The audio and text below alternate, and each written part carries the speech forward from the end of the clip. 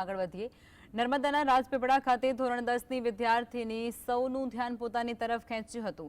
ચિત્રવડા ગામની દીકરી જશોદા મુકબધિર એટલે કે બોલવામાં અને સાંભળવામાં અસમર્થ છે અને છતાં પણ તે ખૂબ જ આત્મવિશ્વાસ સાથે ધોરણ 10ની પરીક્ષા આપે છે।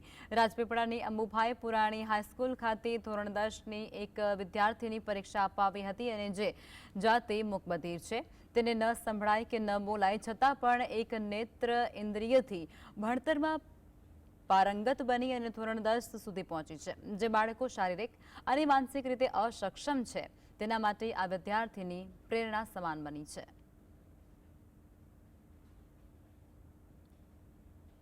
કુદરતી રીતે બહેરી અને મૂંગી છે, સાંભળી શકતી નથી, એના કારણે બોલી પણ શકતી નથી એવી દીકરી પરીક્ષા આપવા આવી હતી। દીકરીનો કોન્ફિડન્સ જોઈને ખૂબ જ આનંદ થયો।